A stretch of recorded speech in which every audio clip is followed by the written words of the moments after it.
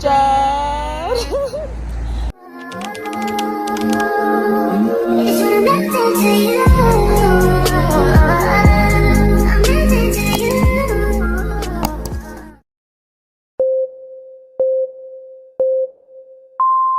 My name is Nancy Nixon. Thank you for staying tuned. If you haven't already, please hit that subscribe button.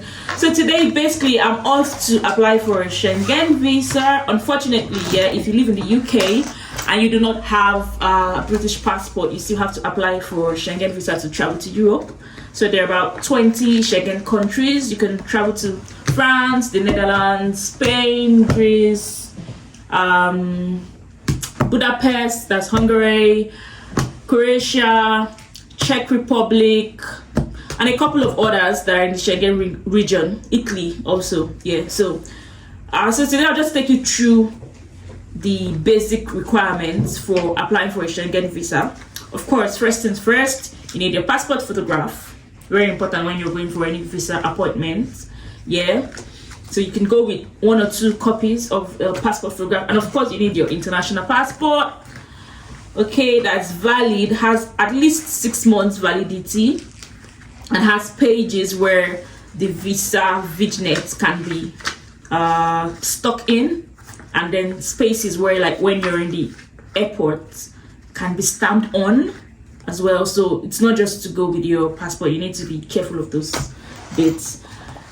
So yeah, they want to confirm your itinerary. They want to confirm that you've got a flight booked and you've got where to stay if you don't have someone who's like going to cater for you while you're there. And I actually find this a lot easier. Like, even when I'm applying for a visa and I have family where I'm staying, I still prefer to just book the hotel, make a reservation for a hotel, because like it doesn't really cost much and you can always cancel this afterwards. So it's more convenient than getting like the person you live with, their resident permit and like their house documents and stuff to show that that's where you'll be living. But if that's what you're going to be doing, then of course just be honest in your visa applications. So yeah, you can make a booking, a reservation for your flight. You need to be careful when you're booking your flight. You need to show that where you're exiting from is where you live, either where you've got a passport for or where you've got a resident permit from. So for me, I'm exiting from London Heathrow and I'm flying to Netherlands because I'm using Netherlands embassy in Edinburgh, right? And what they really check for are the dates. So the dates, you show them you're traveling out of your home country or where you're resident in, and the day you're returning back there. And you know what airline you book with. Not really, it doesn't really matter, right? But try to book direct flights. Try not to book stopovers, because you might book a stopover where you need a visa to, and you need to explain that to the embassy as well. So try to book direct flights to that country and direct flight back to where you live. Okay, if you're booking multiple trips as well when you're applying for Schengen visa, because you can't show that you're traveling to multiple countries in one application. So but first you have to show the embassy you're applying to. For example, I'm using the Netherlands. I have to show a trip to Netherlands first, and my trip to Netherlands has to be more days than my trip to any other country. So I'm saying I'm going to travel to France later in the year. I'm going to also show the itinerary for France, so a flight book to France and a hotel accommodation for France. But Netherlands has to be first. You can show 3 trips, you can show 4 trips. This will also help how much the visa officer gives you, like how long the visa will be valid for. So if you show a trip of 1 month, sometimes they still might give you 1 year. But if you show a visa, if you show an itinerary or trips booked spanning over a period of 6 months, they're kind of forced to give you visa for 6 months, if you understand my point. Yeah, so also you want to make hotel reservation that is in the city of where you're flying to. You can do this using booking.com, TripAdvisor, or all the likes online, you know how to book, or you can book directly on the hotel website. Just make sure that there are no discrepancies in your, you know, dates, or everything tallies and everything is spot on. You also need, for UK, if you're watching this from the UK, you're a resident in the UK, you also need to show a letter from work. This should, ideally when you're writing a visa letter, it should show what you do for work, how much you earn, what level you are at work. It shows how often you work, and then if possible, when you're going on the trip, that this has been agreed as, you know, your leave days and stuff, and it's signed by your work. So also your work ID, maybe not compulsory, but you can go with your work ID or your contract, but the letter is very important compared to the others. Okay, you just need 1 copy each of all of that. You don't necessarily have to take extra copies, but you can take extra copies if that would make you feel more convenient. Okay, so moving forward, you want to show your pay slips as well. You can apply for Schengen visa even if you're a business owner. So if as a business owner, you'd have to show your, you know, how much your business proceeds are, because they want to see that you can cater for your trip, right? They don't want liability. You know, some people will pose as going for vacation, meanwhile they're actually trying to relocate. So they need to be careful about that, and they want to see that you're actually earning and you've got like ties to the UK. So if you're earning, they want to see everything about your business, you know, your VAT paid, your registration of business, and then how the business runs, the continuity of the business. But this, because I work, so my video will be more directed to those who have a paid job. You want to show pay slips for 3 months consecutively. So if you earn weekly like I do, you want to show 4 pay slips every week for 3 months. Today is February 5th or 6th. I'm making this video, so I'm showing pay slips for January, December, and November. So the last 3 months. If there was a period you didn't earn, you can show that you were on holiday or something. You know, you can just, you don't basically have to be earning so much. Just that there's continuity and you've got ties with the UK, and you know, you actually, what your application, what's on your application form has proven backing. That's really what they want to see. Okay, so that's that with pay slips. After pay slips, we need travel insurance, of course, travel insurance that covers the Schengen area and is valid for the time you say you'll be traveling. So if you're traveling 1 year, you want travel insurance that is valid for 1 year. And usually you can get your travel insurance from this. Mine is from UK's post office, so you can go online on their website. I have like automatic renewal every year on my travel insurance, so I just always go back and renew travel insurance. There are also some other companies, I think Aviva UK, where you can also get travel insurance from. There are different kinds of travel insurance and what they cover, but yeah, if it covers your flights and covers you while you're in the other country, I think it's fair enough for a Schengen visa. So there's an application form depending on the country you're applying from. So you can apply for your Schengen country from mainly you should apply for your Schengen visa from the country where you'll be spending more days and where you're traveling to first, right?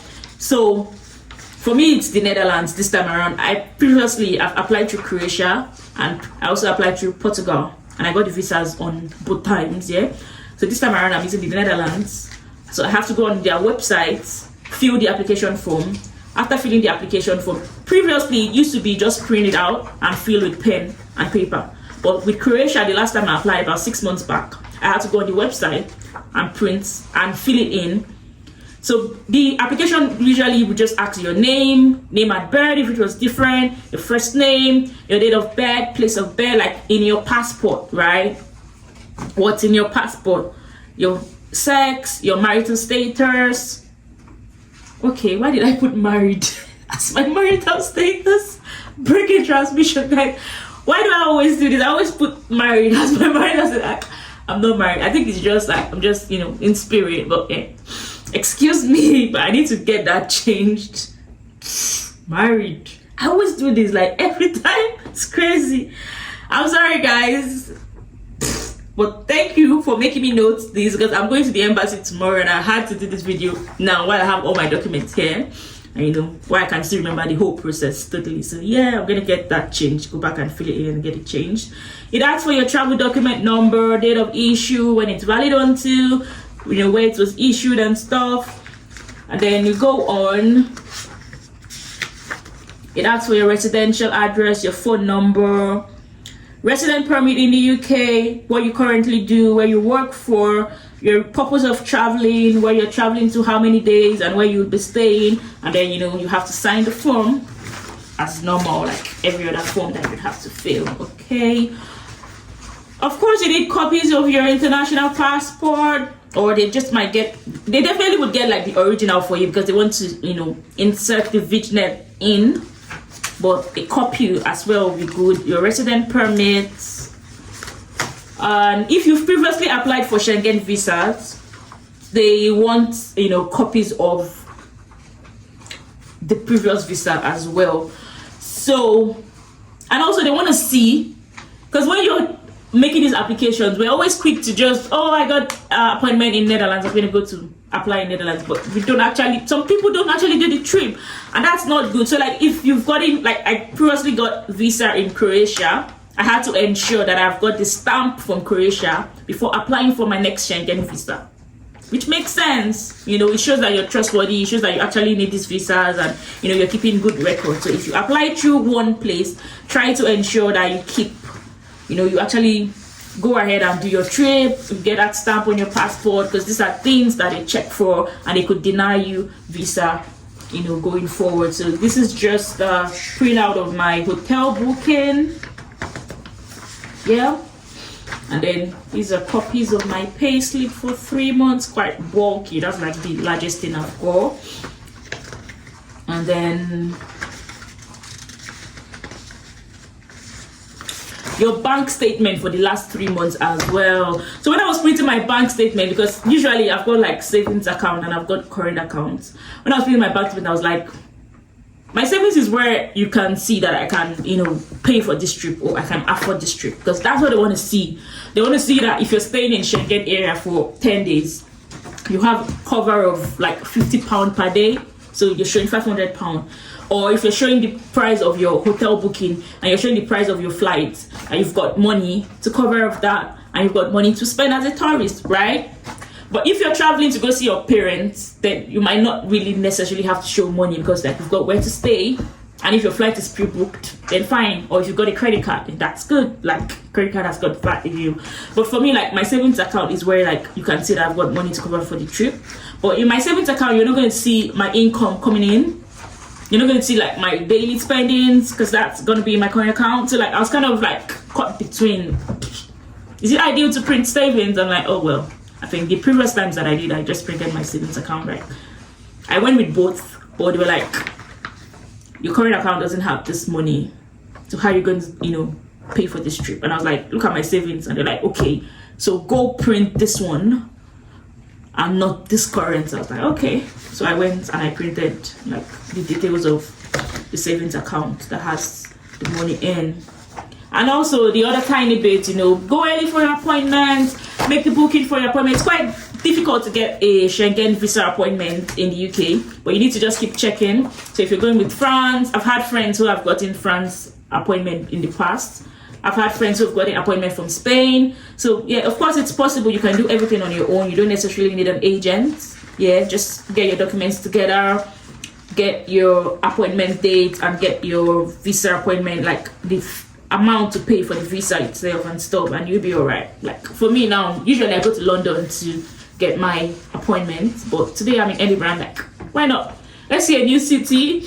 And that's why it was easy. Netherlands, Edinburgh, visa appointment was kind of more readily available. And for me to get an appointment in February, I had to start checking from December. A lot of people wait until, oh yeah, I want to go to France, and then you want the visa right now. Like now this is February, right? I got this appointment in December. For February, I had 2 months to get my documents together. And apart from that, now I'm going to leave my passport with them for 3 weeks, and it's going to be posted back to me. So I'm not going to plan a trip for the next 3 weeks. You don't expect to go show them a trip of February 10th and you're applying for the visa and you're going with an itinerary of February 10th. It doesn't work that way. So I'm going with an itinerary of April for my birthday and hoping I'll get the visa before then, which gives me a lot of time. And then when you're posting trips, people are like, how she was traveling, how she was getting visas, how she was... It's planned. Like, you need to know what you want to do months ahead. You need to get on with it, and you know, It's smooth. Then at the end, later on, it just looks like, oh, she always has it easy. No, I started the process from December. And when I go on the trip in April, now it's gonna look like, she's always Nancy. That's what she does. She just loves to travel. She's all over the place every other time. But nah, that's not it. Anyways, guys, I hope you enjoyed this video. If you got any questions, hit me up, drop a comment. I'm here for you. There are loads. Just stay tuned to this channel because there will be more videos on other visas. Of course, like I've been to so many countries, so I've applied several times for visas and stuff because I haven't got my passport changed yet. So some tips that would help, how to get cheap flights, how to get cheap hotels. Stay tuned, guys. Please hit that subscribe button, and thank you for always. My name is Nancy Nixon. It's a pleasure.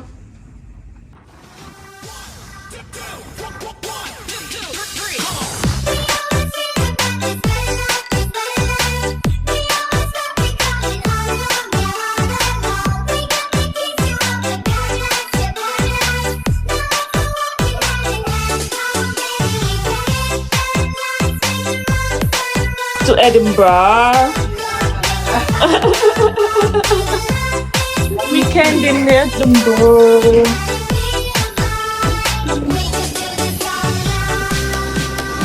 Hey, madam, what are you up to at the airport? I'm trying to buy some breakfast for myself. Then use slow sandwich and the drinking snack. That's it. Nice. Often WH Smith. Guys.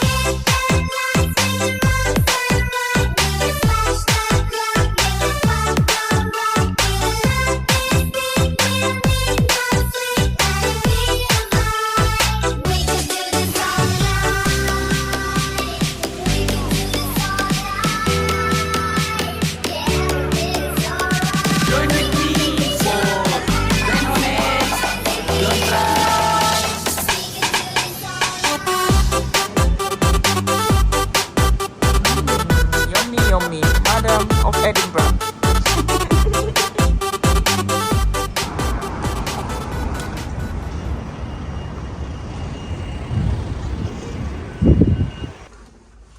Now we need to come to Canada. Please record me on can go.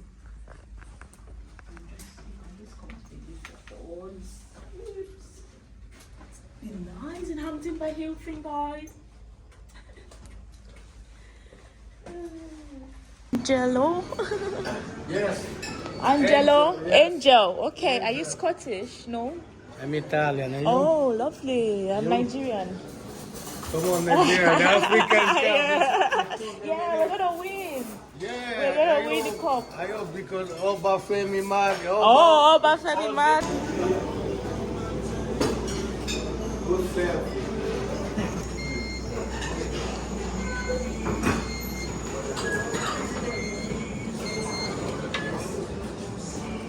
Croissant. Edinburgh.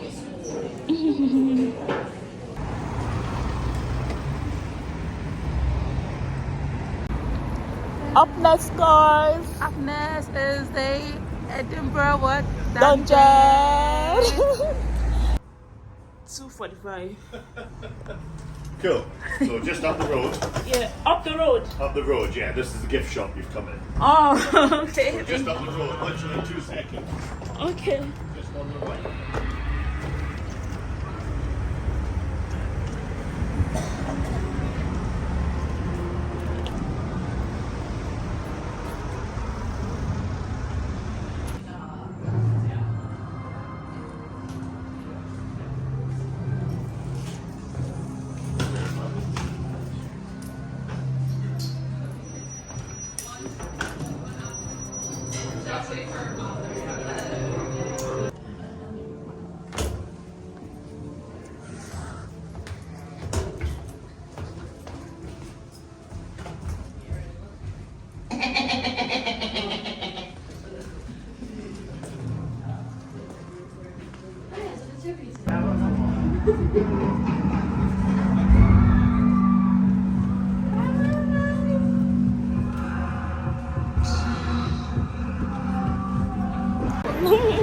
Okay. How was your experience at Edinburgh Dungeon? It was a very nice experience. So you can all come here to Edinburgh and experience this beautiful thing. Is it like It's very scary though. okay? Yeah. And then we got some pictures. Have a look. Yeah, you would want to have a look. Being a weird, Okay, let's see Nancy's on. and then like fighting each other with. Yeah. But the best part of that experience And for me, she was the witch and I was the highway robbery guy. the part of the experience that was like scary was the part where we like went high up and then It just dropped us down just like that. oh my god, my heart jumped for 1 minute. It felt like And then we my had like intestine it was an out of immersive me, experience. So we had like Yeah. water drop on us, like chairs moving, it was scary and stuff. But unfortunately, we're not allowed to record, so No, you just can't gonna see record it. pictures. Yeah.